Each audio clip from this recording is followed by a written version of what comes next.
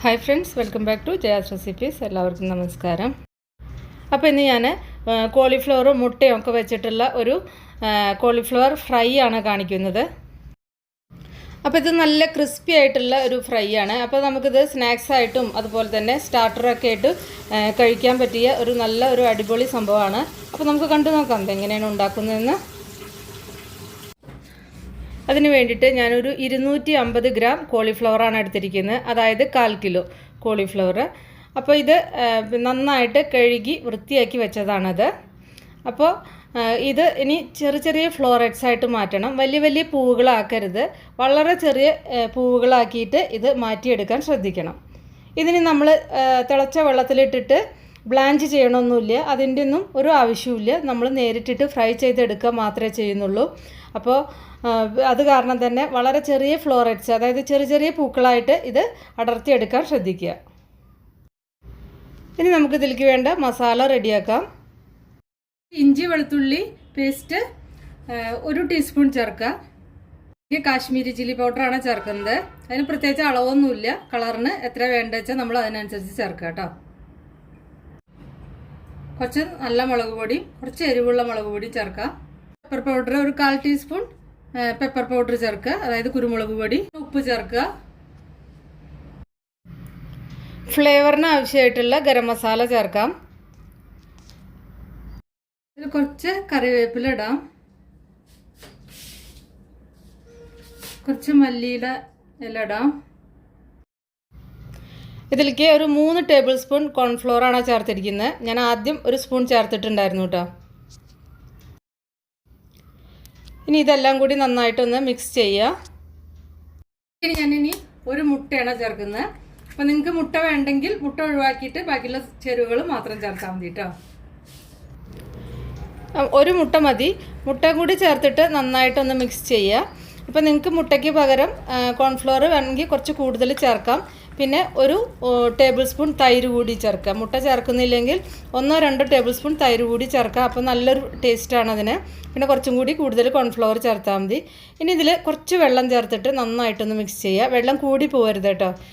നമ്മൾ ഈ കോളിഫ്ലവർ ഇതിൽ മാരിനേറ്റ് ചെയ്യുമ്പോൾ ഇങ്ങനെ പുരണ്ടിരിക്കുന്ന ഒരു പരുവാവണം. അങ്ങനെ ആകുമ്പോഴാണ് കറക്റ്റായിട്ട് കിട്ടുക.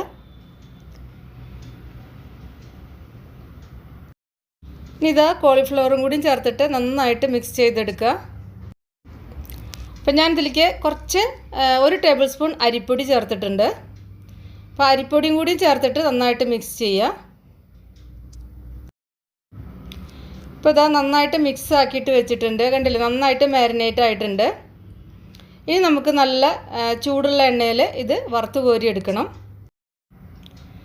ഇത് ചൂടുള്ള എണ്ണയിലിടുമ്പോൾ ഓരോ ഫ്ലോററ്റ്സ്, അതായത് ഓരോ പൂവായിട്ട് വേറെ ഇടുക, അല്ലെങ്കിൽ ഒട്ടിപ്പിടിക്കുക എല്ലാം കൂടിയിട്ട്. ഒരു ഭാഗം ഒന്ന് മൂത്ത് വരുമ്പോൾ ഇത് ഓരോന്നായിട്ട് മറിച്ചിടുക. ഇത് ഫ്ലെയിം ഒന്ന് കൂട്ടി വെച്ചിട്ട് ഫ്രൈ ചെയ്യാം. ഇപ്പോൾ ഇങ്ങനെ ചെയ്യുമ്പോൾ നിങ്ങൾക്ക് തോന്നും ഇത് വെന്ത് കിട്ടില്ലേന്ന്. കോളിഫ്ലവർ വേവാൻ അധികം സമയമൊന്നും എടുക്കില്ല.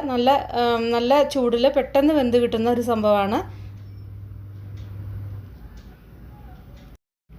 അപ്പോൾ അത് മീഡിയം ടു ഹൈ ഫ്ലെയിമിലോട്ട് മാറ്റിയിട്ട് ആദ്യം ഹൈ ഫ്ലെയിമിൽ വെക്കുക. എന്നിട്ട് കുറച്ചൊന്ന് വേവാൻ വേണ്ടിയിട്ട് മീഡിയം ഫ്ലെയിമിലോട്ട് മാറ്റുക.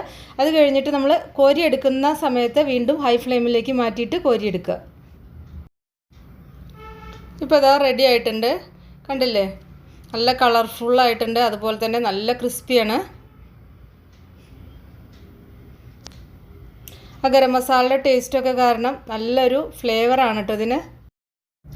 നിങ്ങൾക്കിത് ബാറ്ററിൽ കുറച്ച് വളരെ ചെറുതായിട്ട് അരിഞ്ഞ പച്ചമുളകും കൂടി വേണമെങ്കിൽ ചേർക്കാം. അപ്പോൾ അത് റെഡി ആയിട്ടുണ്ട്. ഇതുപോലെ എല്ലാം വറുത്തെടുക്കുക, 2-3 പ്രാവശ്യമായിട്ട്. ഞാൻ ഇപ്പോൾ വളരെ കുറച്ച് എണ്ണയിലാണ് ഇത് വറുത്തെടുക്കുന്നത്. അപ്പോൾ അങ്ങനെയാകുമ്പോൾ നമുക്ക് അധികം എണ്ണ ചിലവാവില്ല. ഇങ്ങനെ എല്ലാം വറുത്തെടുക്കുക. അപ്പോൾ ഞാൻ എല്ലാം വറുത്തെടുത്തിരിക്കുന്നു.